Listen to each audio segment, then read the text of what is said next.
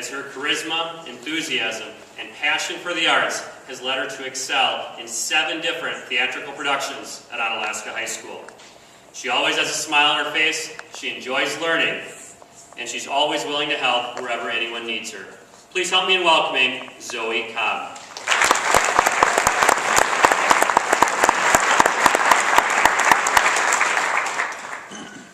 Thank you. Well, I'd like to talk to you tonight about always doing your best, because there was one time when I did not do my best, and it is a moment that has haunted me throughout my entire academic career. I'll do my best to describe the horrific experience, but it was obviously very emotional for me, so get a little choked up or start crying. If you could just be patient or give me a tissue, that'd be great. I failed a math test in 5th grade. It may not seem like a big deal to you, but it was a 2-column subtraction test, and I legitimately failed it. I got every single one of those 6 questions on that goldenrod paper incorrect. You may be saying to yourself, she was 10. How does she remember what color the test was? How does she remember how many problems there were? But trust me, I do. And at the top of that golden test, there was a big, juicy scarlet F, circled in what my devastated 10-year-old self believed to be the blood of her dying academic life. I was absolutely horrified, of course. What was I going to do? I couldn't tell my parents. They would be so disappointed in me, they might kick me out of the house or something. I didn't know. But for the record, when I did tell them, like a few months ago, they just laughed for about 10 minutes straight. But that was going to be many years in the future, and I didn't know it at the time. So when I got home that afternoon, I snuck into the garage when Mother wasn't looking, of course, and I opened the garbage can, slid my test inside, ran back to the house.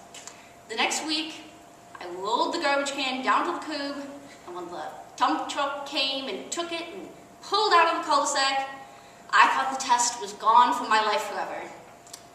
But it wasn't. As you may have guessed, seeing as I've been blathering on about it for some time now, I've become more than a little obsessed with that first failing grade I received. It wasn't that I couldn't tell my parents about it because I was afraid they would be disappointed in me, though, I mean, that was definitely part of it. I just didn't want to admit how much I disappointed myself. That math test was not even half of my best. I knew I could do better, and I wanted to do better. And I think it's that wanting, that internal drive to succeed, that has earned all of these students here tonight an invitation to this award ceremony.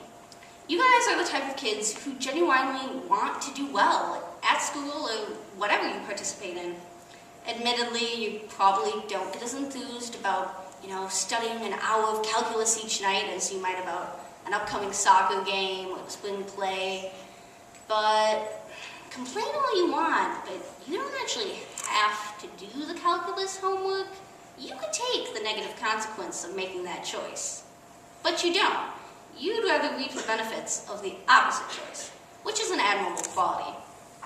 I don't want to get up on a soapbox here or anything, especially because every time I do, people accuse me of trying to hide my lack of apparent height. But I honestly believe that students who want to do well can. When a student does their best, they put in that extra hour of study time. They ask questions as they need to. They may not always work as cheerfully as they ought to, but when it really comes down to it, they've made sure they've learned the material. And if they didn't, they learned their lesson, like I did with my 2-column subtraction test.